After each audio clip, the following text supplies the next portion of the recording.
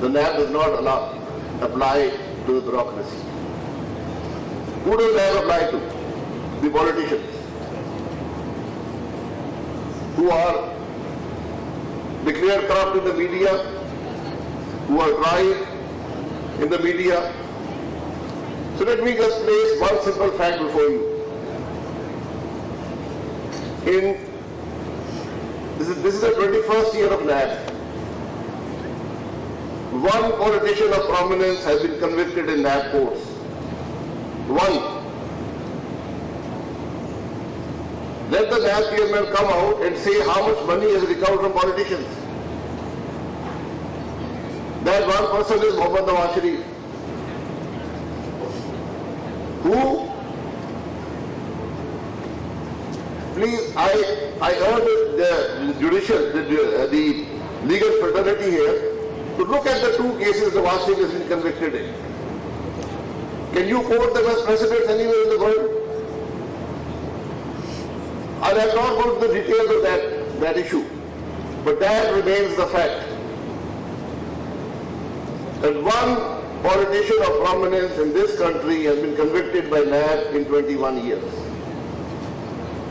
So where are all the kleptocrats? Where are the ones who made money? They sit in every government that is formed in Pakistan. They just take royalties and they save themselves. When you have a law which defines every basic principle of justice, which says that I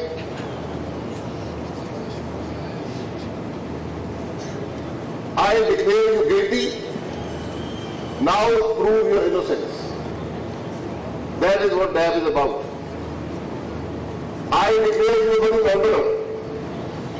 Now declare that you are not a money launderer. Now prove to me that you are not a money launderer.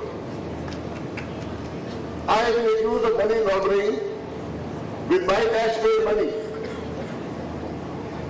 With taxpayer money.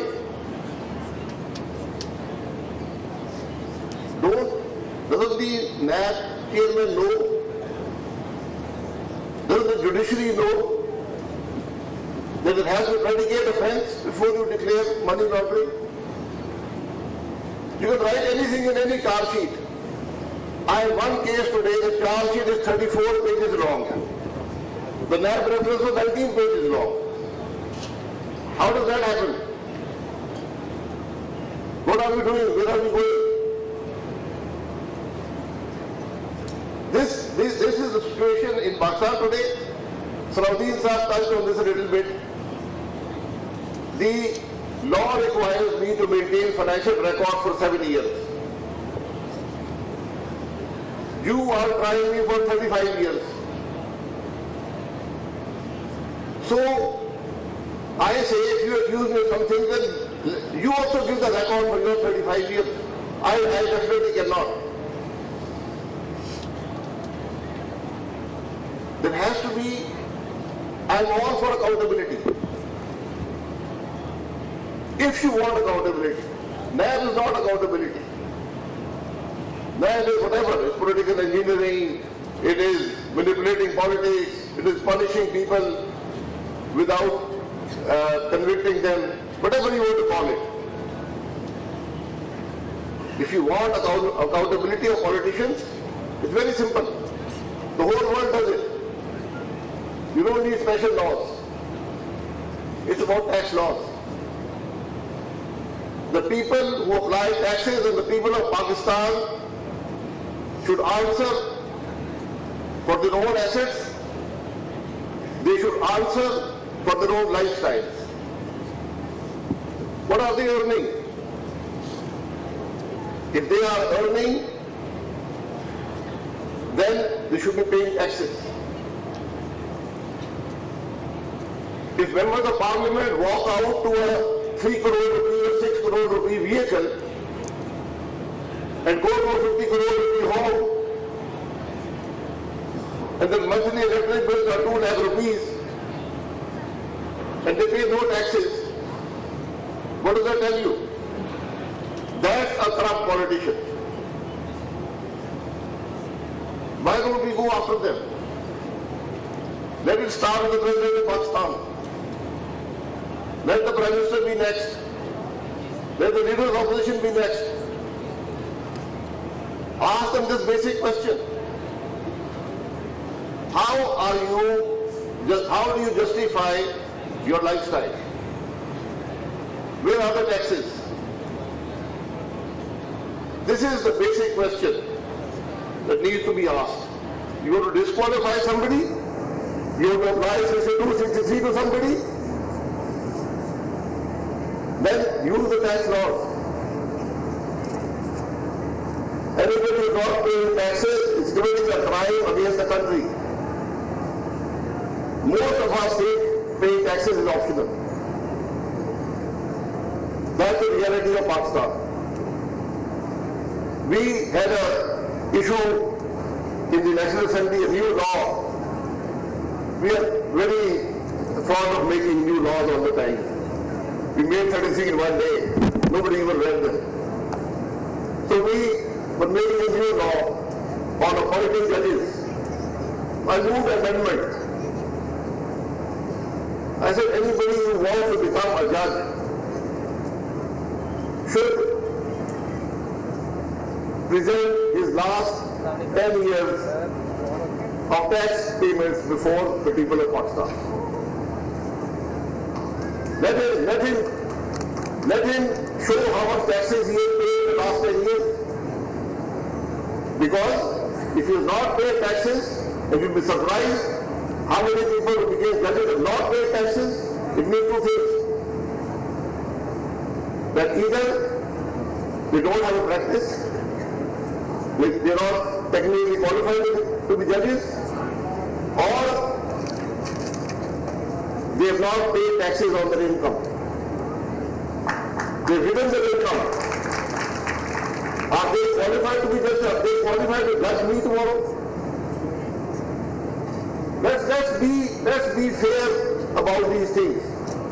The politicians are much maligned, and maybe rightly so. But I can tell you, whatever I've spent 34 years in politics, whatever the government of Pakistan has given me as salary or whatever in those 34 years, I think I've paid at least 10 times to lawyers in this country to defend me in that cases. Is that fair? What does the Prime Minister of Pakistan earn? 1,35,000 rupees. That's the reality. At least, I don't know what the guy now was, but that's what I got. 1,35,000 a month. So, there are many questions to be answered here. Victimization, NAS is about victimization. It's not about victimization of an individual anymore, or even a group of individuals, or even a political party. The people paying the price today are the people of Pakistan. The entity paying the price for NAS today is Pakistan. And my friend Dr. Musaddiq Malik is here, he analyzes everything. So I'll give him some numbers which I pulled off the internet as I was coming here. In 2000, when NAS came into being, Pakistan had there are many ways to measure this, but one measure was we had a per capita income of $576. Today it's $1190. 21 years later, Bangladesh was at 358, they are at 2097. India was at 443, they are at 1900. So who lost and who won? I think without having the knowledge of Dr. Musaddiq, as I can safely say, and a big part of this is that I was petroleum minister for 4 years or 5 years. Last year, Pakistan had an opportunity to take a decision, a simple decision. We would have saved it at least $10 billion in cash in 3 years. That decision was not taken. Why? Because no bureaucrat works anymore. when a NAB investigation officer puts two papers in front of a secretary who served 35 years with integrity. One is arrest warrant, right there and now, and the other is an approval statement against the minister. These are the choices given by a 17-grade NAB officer who was 4 years earlier in a college to a secretary who served Pakistan for 35 years. Is this the accountability that we want? Is this accountability that we have? This is happening in Pakistan today. You will never see NAB move against a person in power at that time. If you want accountability, if I have 80% plus of politicians never handle public money, they remain backbenchers in government or the opposition. They have no access, they have no control of public money. How can that apply to them? If they have robbed the bank, there are laws to do that. If they fail electricity, there are laws out of that. The laws are everything.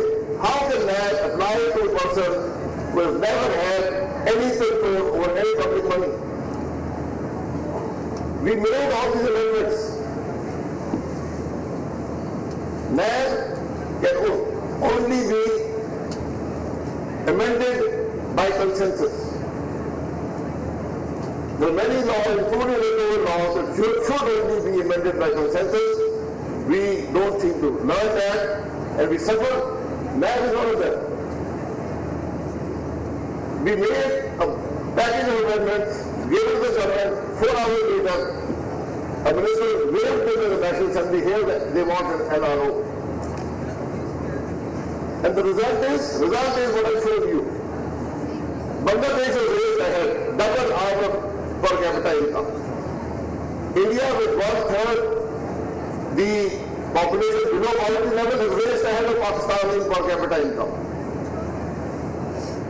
A big part, this figure of governance, a big part of that is NAB. So, there is a lot more that can be said here, but and then I'll end with a human rights issue.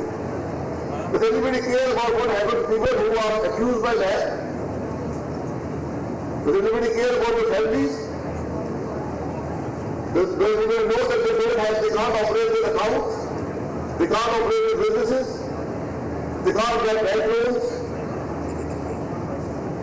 There's a big human cost that is paid here. And I always say, and I end with this, you refuse a public figure, we're the only people who go through accountability at least every 5 years at the ballot box. You refuse me, install them on cameras in the investigation rooms and in the courtrooms. Show the people of Pakistan. That's my constituency. Show them the right way. Accuse me in front of them. Not in closed courts, where the prosecutor doesn't make sense, where the law don't make sense, where the judge has limited knowledge. And when I go to that court, I go with the knowledge that he will convict me no matter what my case is. Let me tell you that. But I still, it's not only me, we still stand defiant because we believe in what we do. We believe that without political leadership, this country will not move forward. Turn courts, hypocrites, people who sell their loyalties, don't make nations. And NAB is a tool to convert people into turn courts and to sell their souls. That's the reality of that. Thank you. Shahid Khan Abbasi इजहार ख्याल कर रहे थे।